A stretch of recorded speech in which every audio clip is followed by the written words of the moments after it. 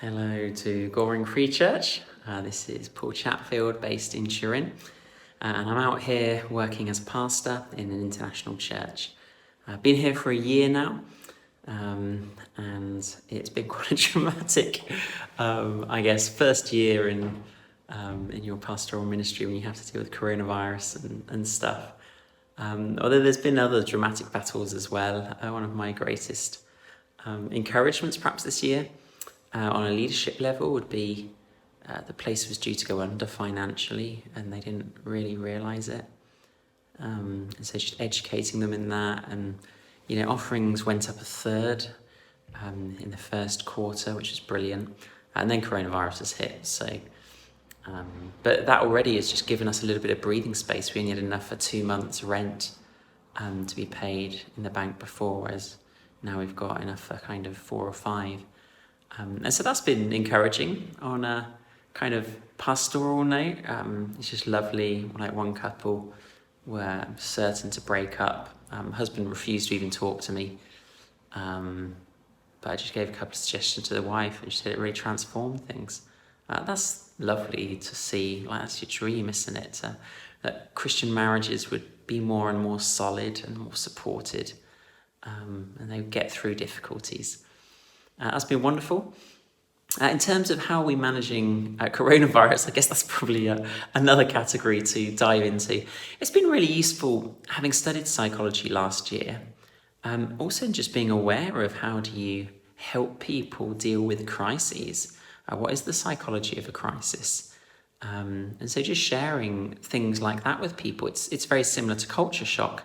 There's often a honeymoon period where things are really good, isn't it cute, these Italians, they like having bread with their pasta to mop up the sauce. And then you go into this down negative stage where it's kind of like, isn't it annoying, these Italians? Why do they have more carbohydrates? Like, isn't it enough just to have pasta? You can add bread to it. Why don't they put some salad on?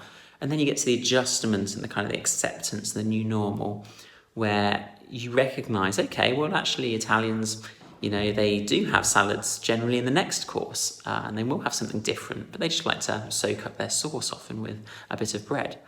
In the same way with crisis, that's how we deal with crisis situations. There's often a heroic stage or a honeymoon stage, which you saw where people went out on their streets to clap the NHS workers, or tried to light candles on the balcony. We had people singing from the balconies as well. That's your heroic.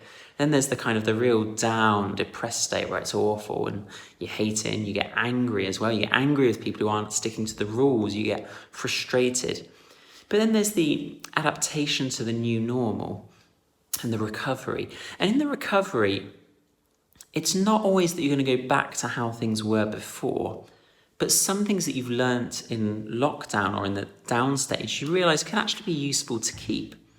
For example, some people may have started up a WhatsApp call once a week with all their family members. Someone else might have started up a more contact with their neighbours. Some of these things you won't necessarily lose, and perhaps it's a good thing not to lose them after lockdown.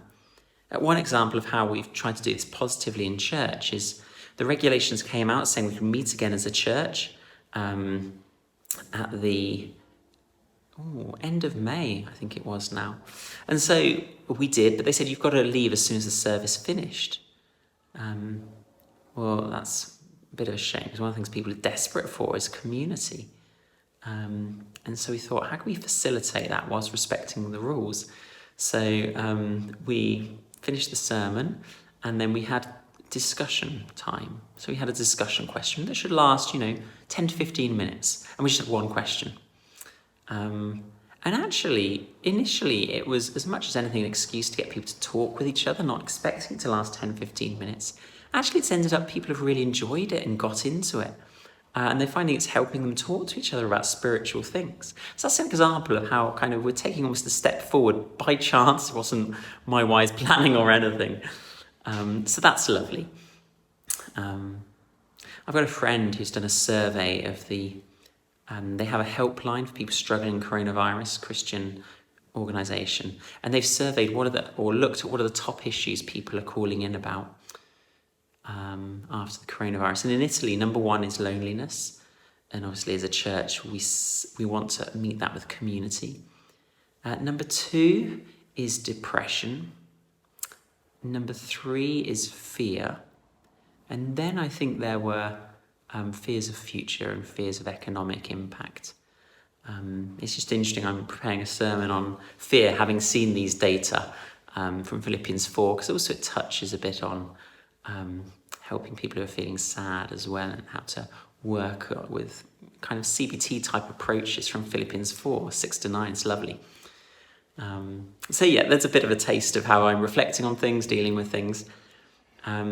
Give thanks for how the Lord has worked here. It's been encouraging that the Lord has sorted out the church so dramatically financially, given that none of us could have foreseen the virus hitting, and that's going to have a big impact as well, negatively financially. They've asked me to stay on long term, so you can give thanks for that. They seem to be responding well to me, and there was certainly a good degree of energy before the lockdown. Now, as we're coming out, it's very hard really to know how anything is going when some people stay away because of fear, other people, we can't have children back yet, so we're having to keep them as a distance. Yeah, so just pray for wisdom to know how do we support people in this unique situation. Yeah, and I guess that's a good prayer, really. I'm not sure I'm going to be able to be back this summer. Pray for me to rest well, whatever rest looks like in a coronavirus world. And you can praise God. I've got a place that's too spacious for me, this apartment. And I have wanted to move on, but with coronavirus, it's just not been the time. And actually having a slightly bigger apartment, with a spare room, which is luxurious for me, is brilliant in times of coronavirus. So you can give thanks for that as well. I hope that gives you a bit of a taste of life in Italy. God bless. Bye.